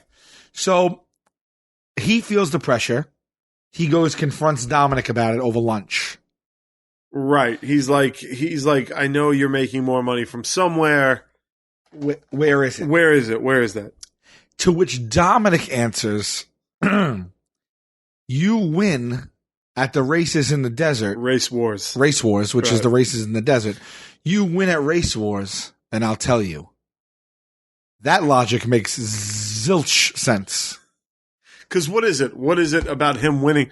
But like, and all right, there was build up to the race wars the entire time. What I'm assuming is that's just Dominic's way of pushing it off.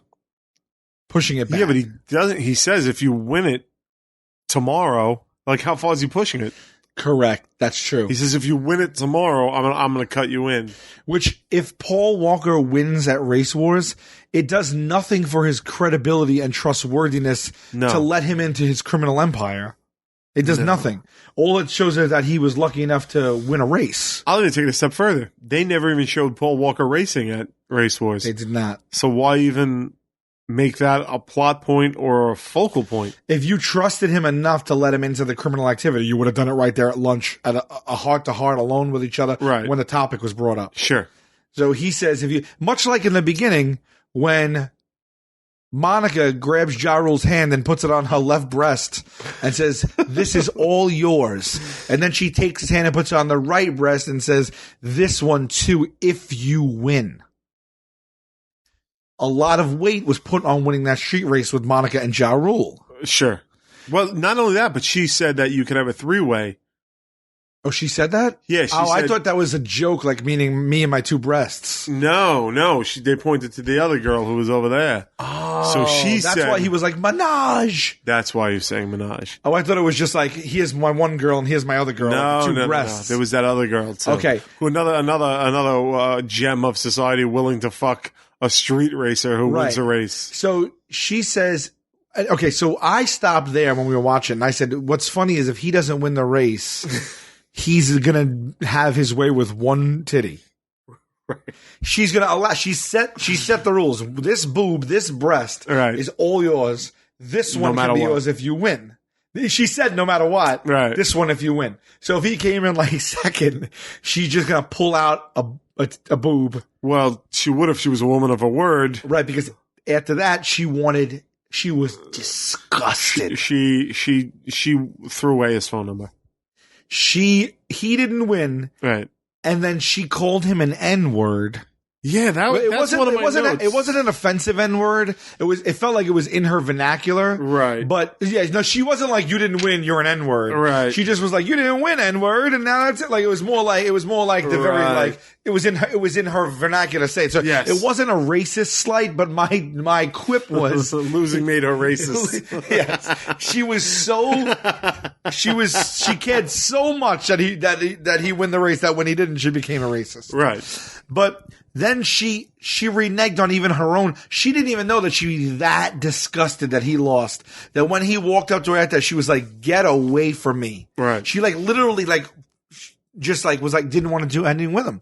And that's how important winning was to her. And I guess that's how important winning was to Dominic Toretto, that if Right. he won, he would let Paul. And then Right. by the by, for the entire movie, there's zero evidence or anything leading back to Toretto's team that they're the one boosting these trucks.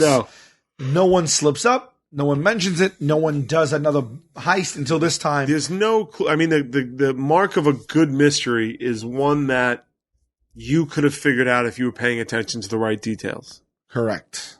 And like a shitty mystery novel is one that you have no hope of ever figuring it out. Because now they're just telling us Right. by way of literally showing it Right. that it was them all along. Right. But there was no way for us to There were no clues left. to compose a theory based Right. on evidence or anything like that or facts.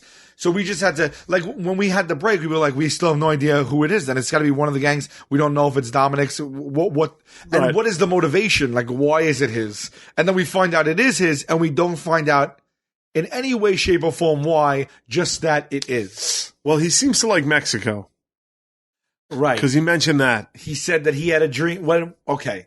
So Right. Michelle Rodriguez didn't want Vin Diesel She's got a bad feeling about to it do the heist. because they were down a man. They were down the wizard. Right.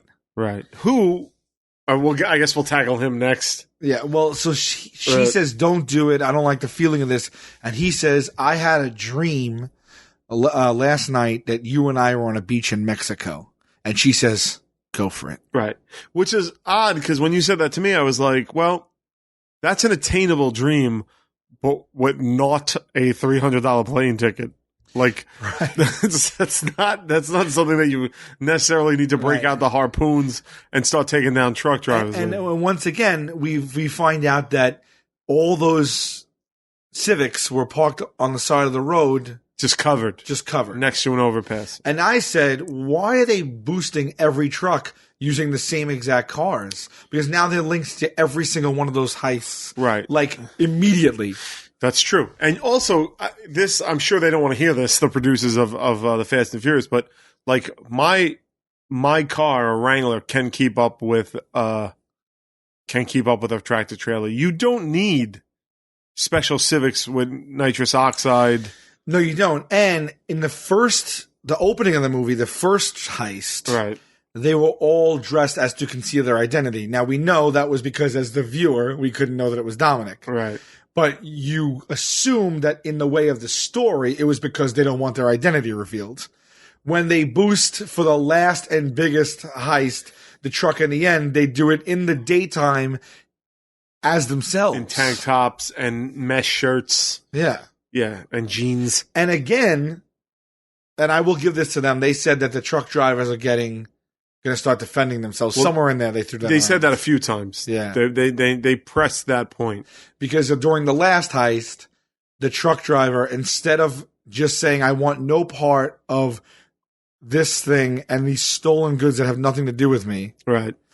he fought them off and shot a shotgun at them, no less than 20 rounds of a shotgun. It was insane. Drove them off the road, all that other stuff. So his Right. motivation was, we as a union have had enough. We have to stand up and possibly kill people to Even though defend not ourselves. one truck driver was ever hurt, they were hit with a poison dart and left to be fine. Right.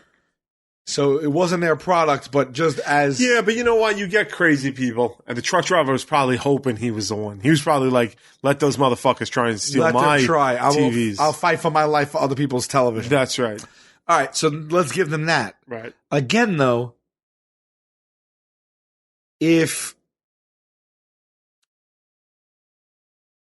what about okay, they're not using all the cars to slow down the truck. No. We also said there was no reason to have 5 cars, really. No. I mean, I guess you surround the truck so it can't go right or left. Yeah, but it can go right. It's a truck. That's number one. Number Right. two, it didn't go right or left because it didn't want to run the cars off the road. Then why also wouldn't it just stop and not engage them the whole time? Like if it was enough for the car to be to the right or left, or for it not to try and swerve them off the road, Right. then wouldn't it be enough for the car in front of it for him to just slow down? Another thing is, wouldn't you pull alongside, hold a gun out the window, and say pull over? You would. Again, the harpoon that blasts through the windshield and is anchored only by a foam seat Right. seems like the hardest way to do the simplest thing. It does, especially when if I know you're about to fire a harpoon at me, I can just swerve left or right a foot. Stop anytime, jam on the brakes, Yeah. put my hands up, give up. Right. Also, they could have got a movie cop car and a movie uniform, turn the sirens on in the middle of the desert, Sure. slow down a truck, and when he gets out, leave him there. That would not have been fast and nor furious. No, that's true. And they need to take the truck. That's the thing. They can't. Right. They need to take the truck with all Right. the stuff in it because they can't unload it into their shitty little Civics. Right. So, And we never find out where they're storing it and how they're moving it at all. No. And we never even find out who stole the Asian's engines, right? No, we just know Ted held it in the warehouse. That's all we know. And Ted got a mouthful of oil. Yeah. 40. At Race Wars, here's something I noticed throughout the whole movie. Okay. People blindly bet thousands of dollars to race another car Right. without finding out what their car is made of. And we saw in the movie that cars can have as much as $10,000 to $100,000 of work in them. And if you don't know what's under the hood, you're blindly racing. It doesn't matter how good of a racer you are. Sure. As a matter of fact, racing skill didn't seem to. We heard a lot of car mumbo jumbo, but actual racing skill didn't. I mean, maybe you got to hold a car steady that's going 150. Right. But if you were a great racer, it never mattered because as soon as someone hit a nitrous button, you lost. You lost. Another thing is knowing that nitrous or NOS oxide was so prevalent in this community. Right. Every racer should know that there's a potential for the other racer to have nitrous oxide in their car. Of course. You would think then that anyone who did not have nitrous oxide in their car would know enough not to blindly race. Right. That doesn't happen. In fact, throughout the whole movie, cars are beaten that don't have nitrous oxide by cars that do.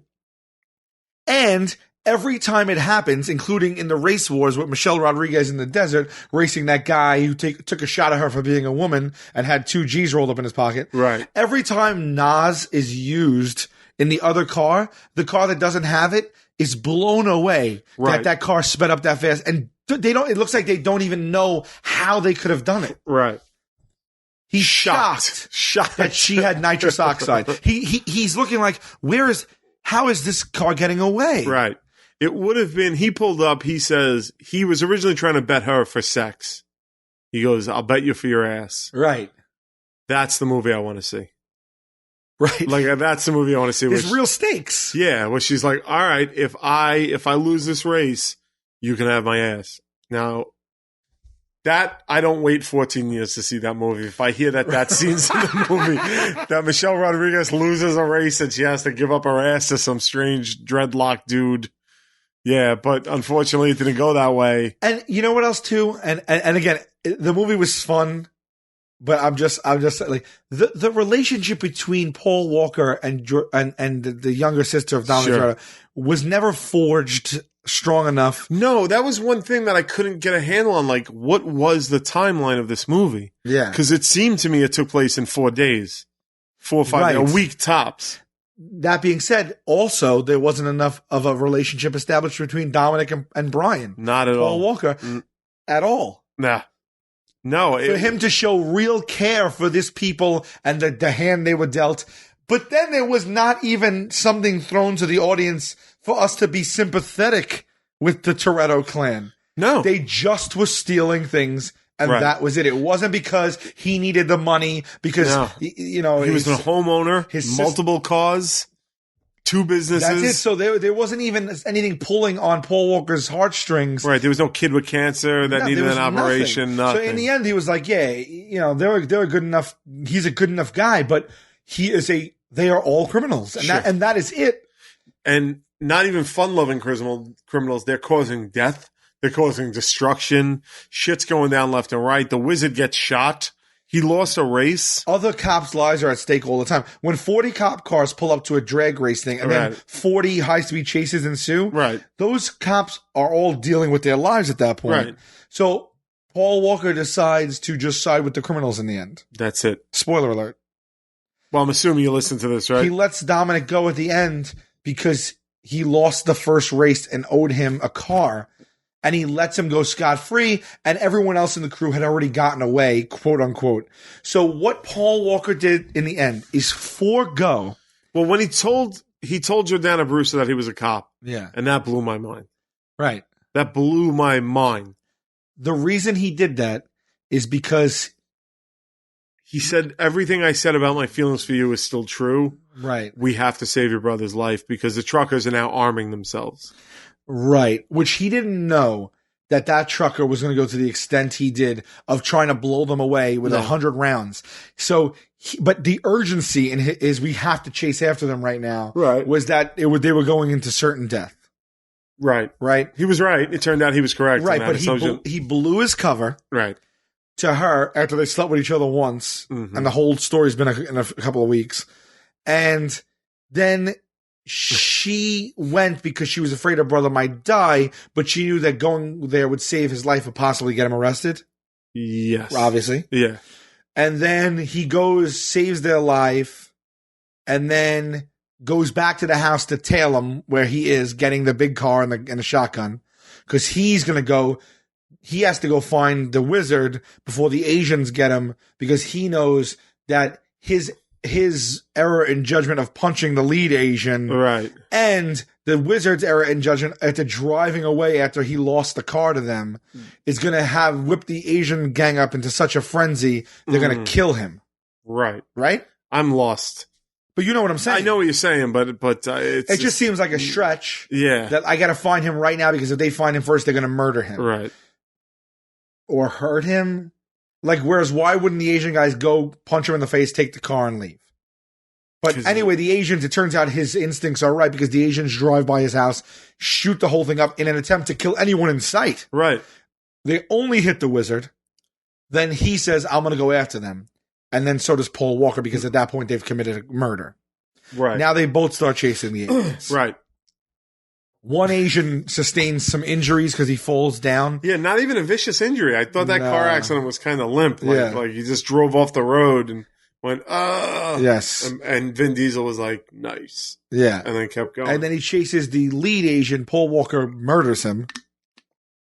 an innocent guy that he had framed earlier in the right. Well, not framed, but right. Yeah, but he just murdered someone and then and could have killed definitely 100 people but, in that driving chase scene. Right, that's true. Right, just kills him. He's an armed man on the loose. That's insane. Sure, kill him. No problem. He then catches up to Dominic. Dominic looks like he just came out of a deep meditative state. Right. Cool as a cucumber, running for his life. At a red light. In the car that he built with his father that he's too scared to drive. Turns to him and says, I used to race down this block in high school, and I'm going when it turns green. Right. Meaning, chase me or race me, or both.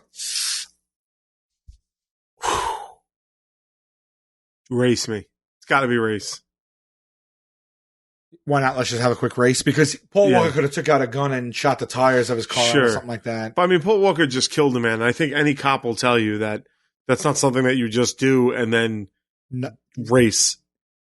You mean like he just took a human being's life. Right. So you do that and be like, all right, now I'm ready to race. And Paul Walker, who has shown over and over and over in the movie, he doesn't want anyone to die. Right. Right? Yeah. So he races him, and it's intense, and they almost both get hit by a train, but they both decide to push it, and they do. And there's this sense of like, we just experienced that together. That was a bonding moment in the end, I think. Right. And then Vin Diesel gets hit, gets out of the car with just a little bit of a bruise. And then Paul Walker then forgoes his duty as a police officer, as a civilian. Right. All his morality. Can you pause that one second? Yeah.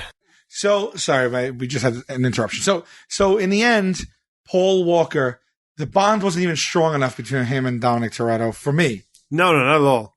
And he risks his job, his reputation. Actually, he risks his freedom. Well, he took an oath to defend. Not even his morals. Right. He is now on the hook. He is now committed a crime. That's right. He can completely go to jail. And a serious crime too. So he risks. Think about what kind of web he got tangled in. Okay, it's huge. It's armed robbery. It's murder. Right. It's extortion. Illegal street racing. It's illegal street racing above all. It's guns. It's everything you can think of. It's a huge ring. He let the ringleader and his whole crew go. And he's known for 2 weeks. Yes. Right. And now, not only does that risk his job, his reputation, it risks his own freedom. Right. He says, "I'll let you go if they find out anything. I'm going to go to jail." He bungled that whole operation, the whole thing. So there's no way he's a cop in the next. In my head, I've seen more than one. I think I've seen 2 of them, and in my head, I think he's not a cop anymore. But I don't remember. But I think I recall. He's not a cop anymore. He can't be. He can't be a cop anymore. Of note, as just another. Let's just build up his bad cop rap sheet. Sure. He pulls up to a light right before Race Wars with Vin Diesel in the passenger seat to a guy in a Ferrari with his girlfriend. Yeah, and he says to the guy in the car, "Hey, nice car. What's the sticker price on that?" And then the guy who went to acting school, auditioned, right, landed the role, and then told his family about it and was at the premiere, says, it's nothing you can afford. Right. Ferrari. Vin Diesel turns to Paul Walker and says, smoke him. Smoke him. And then they proceed to have a street race that is so dangerous. On a crowded highway. That is so dangerous that, and the guy is racing him with the female in the passenger seat. And they could have all died, including her. Right. And they just, and that's Paul. And so Paul Walker's morality and common sense just dips in and out the whole movie. Right. Well, he's not only of himself and Dominic that could get killed, but so could anyone in the traffic, including the guy and his girlfriend. Right. So like he picks and chooses when to use his beam there. So, I mean, looking at this in retrospect, I'm definitely curious to see. Can't wait to watch 2. Can't wait to watch 2. Can't wait to. I mean, there is something to these movies that just hooks you in. Another thing I found interesting. Here's the little notes I'm just going over from the beginning. Okay. When the muscle bound, I don't even know his name, the tattooed muscle bound guy, the right hand man that liked his sister that they fought with over the tuna sandwich in the beginning. Yeah, a coyote or dragon, we don't know. He calls him a homosexual slur. He does. Which we and you look at each other, our mouths drop to the floor. Which says something about how far society is coming, because growing up on Staten Island, you heard that word a lot. Right. And now we hear it in 2015 and we're like, wait, what? Well, I'm appalled they put that in the movie. That's what I mean. It's a weird thing. Although, did you hear his first Coyote's first comment about him? No. He goes, what is he? Sandwich crazy, this guy? Oh yeah. He's here for a tuna sandwich again? Yeah. And then he calls him that, and then as he's coming up to him, he's like, What are you here for? And he looks like he's gonna hit him, and he's like, I'm here for the tuna. And then he says right before he slugs him, nobody comes here for the tuna. The tuna's horrible. Right. But I was shocked that the writer, the director, the actor all dropped the F-bomb. Expectations had to be super low on this movie when they made it.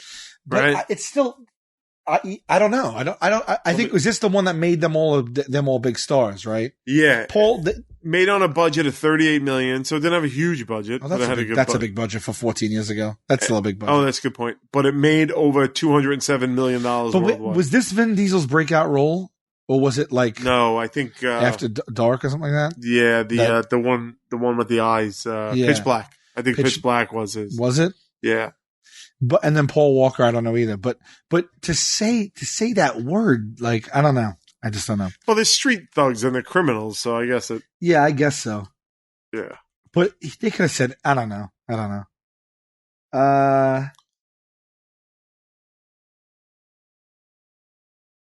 Some product placement. We had Pizza Hut. We had Snapple. And we had Pirelli tires. And also Coca-Cola, too. I noticed a few times. Pizza Hut guy drove up in the middle of the race.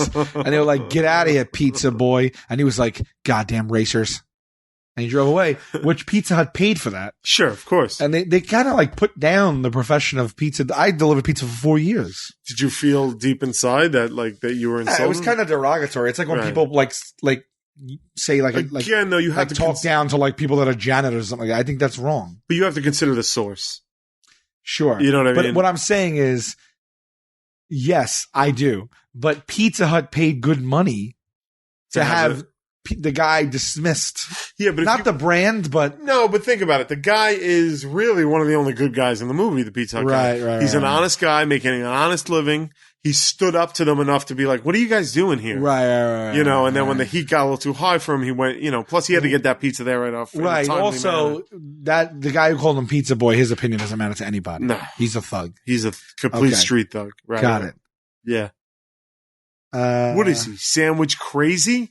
He's no one comes here for the tuna. Yeah. I love the fact that Dragon was the guy playing guitar at the party. Yeah. And Paul Walker was the guy who saved Dragon's life at the end. That was a nice thing. So Dragon's the only one who went to jail, by the way. Wizard is dead. Everybody else scattered. Dom took the 10-second car and weighed off. Dragon's the one in the hospital. That's right. With a bleeding artery that he would die in 10 minutes. And you know what's funny? When Paul Walker walked into the party with Dominic Toretto in his own home that they were having, and Dragon saw Paul Walker, he got up and shoved a girl out of the way to get to him. Presumably someone he knows and was just speaking with. And he could have got to Paul Walker without just by walking past him. I like this one too. What do you got? The FBI officer quips. Oh, the time? Yeah. He says, I need more time. And he looks at him and says, you want time? Buy the magazine. Right. Which is one of the worst lines in the movie. Right. And when I heard that... there's another one too where Paul Walker's immediate superior officer was like, watch out for Dom. He's got nitrous oxide for blood and a fuel tank for a brain. So that was another one.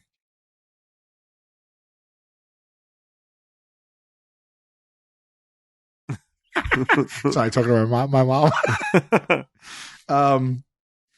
Yes, and I thought of something when they said you won time by the machine. What if we amassed real lines from these movies? Okay. From the 6, 7 of them? Yeah. I was going to say any movie for that matter, or even wrote lines, but it'd be better if we took the lines that are real zingers. Yeah. And then we, as a game, we literally said them to people in real life. Without breaking, like when we're hanging out. That is funny. Like, deliver them as such. So like a new Dave Thomas game. Right. Well, I don't know how it would be a game between us, but maybe we'll figure that out. Well, yeah. But I want to say to someone for real, you want time? Buy the magazine. Right. But don't break. I want to see how people react to these lines in real life. Let's try it. I think that'd be awesome. You know what I mean? Yeah. So we have to like figure out. We have to get the zingers down. Yeah. All right. I'm going to be aiming for what is he sandwich crazy at some point. But if you said to someone in real life, someone the next time someone said to you, I need a little time, or what time is that? And I'd be like, you want time? Buy the magazine. Yeah. I'd be like, could you knock it off? Yeah. Like I'm being serious. We should. I want to start talking like this in real life all the time. Right. I really do. I like the fact that they went from a gun-toting, drug-fueled orgy of a illegal party just after running from the cops. And the next day, they said grace right before they ate at the barbecue. Right. I think that was an attempt to soften them as to humanize them. Right, absolutely. Yeah. Like there's also this other side to them. Right. But it was just so funny. Yeah. It was just like, and then Dom also said who had to say grace and when. And then right after that, they went inside and watched a movie. So what happened was the first night, they're like, the cops are coming. Get the hell out of here. Let's meet back at his place. Bring the guns, the booze. Right. You know, I'll bring the electric guitar. Light the candles.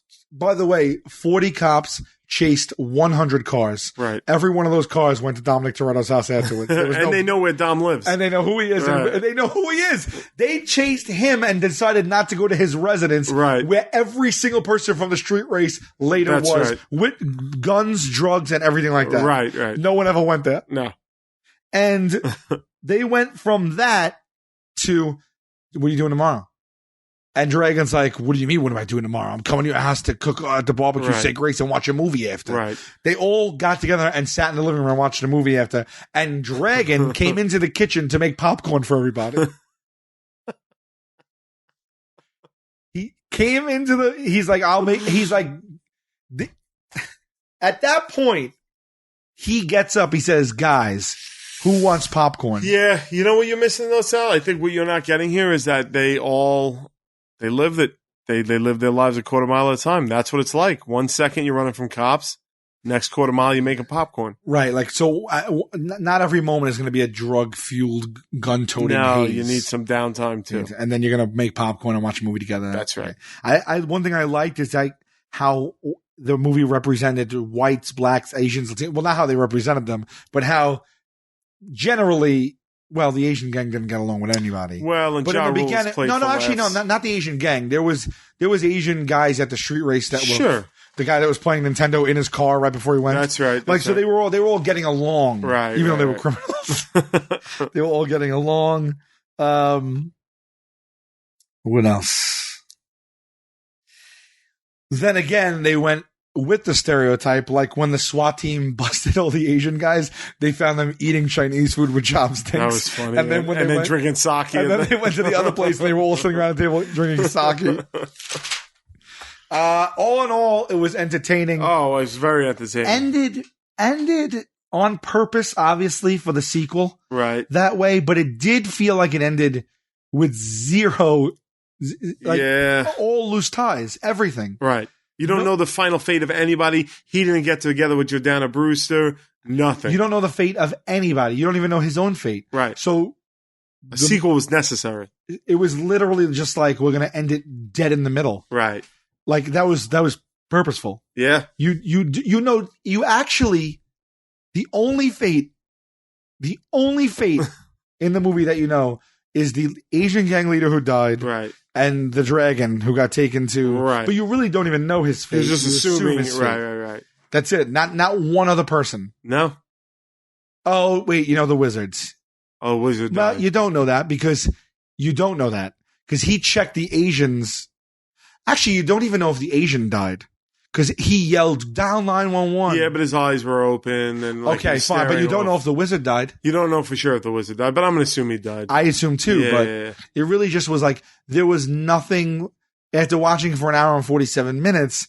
There basically was no closure for the viewer, really. No. But if you were into it, then you walked out like, oh my God, I got to see number 2. And that's, I guess, what everyone did because they make cash. They just make money, crazy money. Hand over fist. Too Fast, Too Furious. That's coming up next. Is the next one. Yep. And is that chronologically accurate? I believe it is. I don't know. It doesn't go rogue until Tokyo. Do you want me to read the description of it? Yes, okay. I do. I really do. Okay. The adrenaline-fueled thrill ride that began with The Fast and the Furious takes an explosive new turn in Too Fast, Too Furious. Here we go. Oh, I see Tay. Is that Tay Diggs? Here we go. Who is that on that? Oh, that's Tyrese. Tyrese. Yeah. I can't see. Now an ex-cop on the run. That's Tyrese. Okay. An ex-cop on the run, so that mystery is solved. Okay. Brian O'Connor hooks into outlaw street racing. When the feds strong-arm him back, O'Connor's no-rules, win-or-die skills are unleashed against an international drug lord from a car. With his velocity-addicted buddy, Tyrese, riding shotgun, a drop-dead gorgeous undercover agent, Eva Mendes, dialing up the heat, Too Fast, Too Furious accelerates the action into a desperate race for survival, justice, and jaw-dropping speed. Okay, so Tyrese latches on board. Okay. He's on the lam, so that makes sense. He just kind of flees after that. So wait, isn't that... No, that's Ludacris. He's the bad guy? No, Ludacris I thought was like his pal. Yeah, but his velocity addicted buddy Tyrese is riding shotgun. Yeah, Tyrese is the guy sharing the billing. Right, but so then what's he doing? Then what's those people on the bottom? Those 3 people are just kind of like secondary cast members. It's odd that. Oh wait, what? Vin Diesel isn't in this one. No, this is the only one he sits out. Oh, yeah. He's not in it. That was big, right? He didn't sign on to it because I think he went and did like another big movie or something like that, like Triple X or something. Right. He didn't do this one, and he is. You didn't see Tokyo Drift? No, he's not in that. He's got a cameo in it. But is Paul Walker in Tokyo Drift? No, Paul Walker's not. Then what am I watching Tokyo Drift for?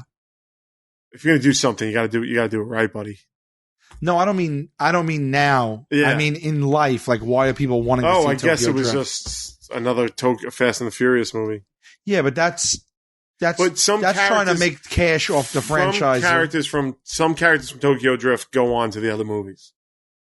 Yeah, everyone else that would have them. Anyone?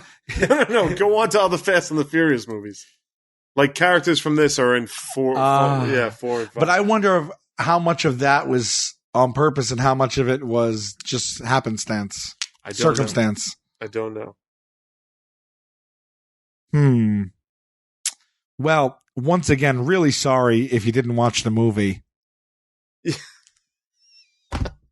Well, all right. This is probably shorter than I think it is because we've also watched the entire movie, so it feels like we've been going a long time. Remember, we went 40 minutes before we even watched the movie, and then we did 40 minutes in the middle of the movie. Now, as we were talking, usually I make a phone call here. Yeah. I don't know if feel free to next time we come back to the supplementary, whatever we do, to add thoughts here. Actually, if I didn't have to stop this right now, I would probably want to watch every single Fast and Furious tonight. I know. I'm into it, but it's all right. It's okay. It's like binge watching TV show. It's like, there's 7 of them. I know. That being said, while I usually make a phone call, we usually make a phone call right now. Right. While we were doing this, my niece has arrived. That's right. And keeping with the spirit of watching a movie and discussing the things you like about it and things that you find funny or don't like about it, I asked them if they have any movies that they love or don't like. Mm-hmm. And my niece Leah said that she loves the movie Grease. Classic. Yes. And I said, are there any you don't like? And they couldn't come up with one. But then Madison said, actually, she does not like Grease. And will you guys come here for a sec? Come here. Okay. I want to ask you guys what you liked about Grease and what you didn't like about Grease. Okay? Just, there's no right or wrong answer. Just talk openly and have a conversation with me. All right? Grease, of course, the 70s musical, the 60s musical that was made in the 80s, correct? That's starring John Travolta and Olivia Newton-John. And was when that Grease movie was made, Grease was already a thing? I think it was a play before. It was already a play. Okay. Did I turn you guys on to Grease? Or no? Grandma did? But I had this. I gave you the soundtrack, remember? Or you already... You could speak. No, Grandma's also. Okay, come here. Leah, tell me what you like about Grease. It's a classic. A lot of people like it. And I think I have an idea of the reasons why you like it. You like Grease now. Madison, you could speak out loud. You don't have to whisper anymore. I like Grease. I told them they had to be quiet. You don't have to whisper anymore. So Grease. you like Grease. Okay. So you're changing your answer to you like Grease. But there are things you didn't like about it because before you said you didn't like it. So why don't we talk about both, okay? Okay, why don't you guys tell me some of the things you like about Grease? Because I like the music. Come over here a little bit. I like the music and how it's like classic. Like I like. Okay, it's like fun. It's a fun movie. You like learning the music, right? Grandma's whispering that you like John Travolta. Is that true? Yeah. John Travolta's pretty cool. What's his name in that movie? Danny. Danny what? Danny. Zuko. I can't say it. Zuko, that's right. Say it. Zuko. Okay, so that's kind of what you like about it, right? Why are you being so shy? All right, Maddie, what do you said you didn't like it. What were you thinking when you said that? Because sometimes it gives me a headache. I see. And I also like it like the same as Leah. Okay. So you like it, you want to say to us and the listeners that you like Grease just as much as Leah. Definitely. But when you immediately spurted out that you didn't like it, you take that back and it was just because once in a while it gives you a headache? When it gives you a headache, why? Because sometimes Leah blasts. So it's not the movie that gives you a headache. It's Leah that turns the sound loud. So then you'd have no reason not to like Grease. You just don't like listening to loud music. Is that fair? Is that fair to say? Sure it is. That sounds right? No. What do you mean? Is there anything you don't like about Grease? Any movies you guys don't like? When did you guys become mutes? The second I turn this off, it's gonna be like Orange is the New Black in here. Meaning that you I don't know what that means. You guys want to say anything at all? What's my nickname for you? Go ahead, say it. Wow, if you ever want these kids quiet, you just got to pull out a mic, huh? Yeah, right? That's it? You guys don't want to add anything at all? Neither of you want to say a word? No. All right. Well, they really shit the bed down. All right. All right, well, there you go. I thought we'd get a little something out of that. That was great. Maybe have them pontificate on... What? Busey. That's right. I do call you Busey because you are what? Yes, batshit crazy. No, you're a loose cannon. You're charming and very likable, yet there's something about you that people fear. I don't know what it is. I feel like basically you make your own rules and you're a rogue. That's very much how I feel about Gary Busey. Correct? All right. Well, listen, I thought that we'd have one of those moments where kids say the darndest things. We had one of those moments where kids don't say anything. All right. So what's your grade? Thumbs up on Fast and Furious? I gotta say that despite all that, all the things that we had to go back and forth on, I think lend to its charm. Yeah, I think so too. And it's just fun. Right. It's just fun. So I say thumbs up. All right. I'm gonna give it a thumbs in the middle. Okay. I did enjoy the hell out of it though. Yeah. So maybe I should just. Well, yeah. I mean, walking out of the movie, I would have been like, "That was ridiculous." Yeah. But I would have went to see the second one. Yeah. So you know what? Thumbs up. Thumbs up. I'm not saying I'm gonna like it. I'm not saying I'm giving everyone a thumbs up. No. But I'm saying as a foundation to a franchise, It's piqued my interest. I feel it's going to turn into the type of movies that I enjoy around 4. That's when I think it's going to kick in for me. But we'll see. Do you feel like it's going to become more refined? I think that with the popularity, it appears to me that they just become action movies after a while. Okay. So that's when I'll hook in. But who knows? What do I know? I've never seen them. All right, guys. Thanks for joining us, and we'll be back next week with a regular episode. If you're still here and you watch along with us, thank you for that. Thank you very much. If not, like you said, like we were just throwing something at the wall here. We said we're going to do this a long time. We're happy to get one in the bag. Yes. And the goal is to get done with the 6 of them prior to April and have a fan screening. That's right. Of the 7th one. That's right. All righty. So we forego the call this week, much like Paul Walker forewent his law enforcement career, everything in his life. And we will see you with episode 49 next week. All right. Take it easy, guys. All right.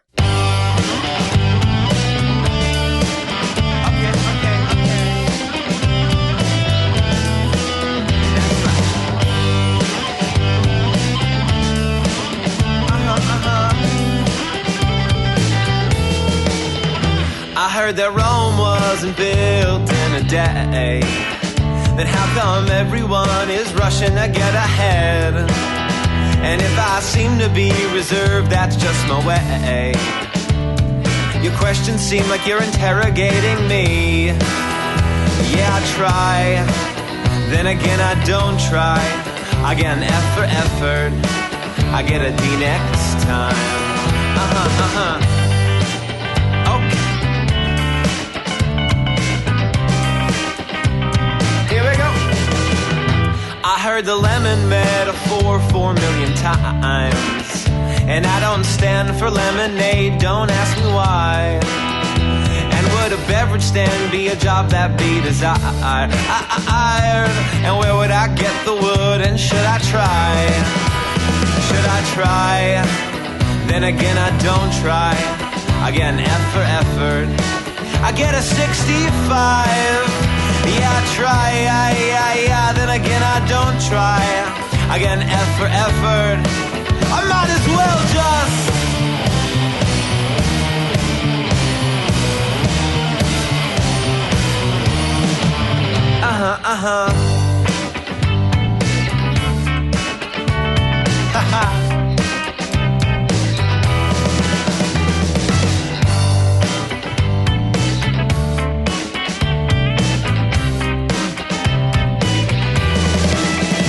I heard the currency don't grow like leaves on trees.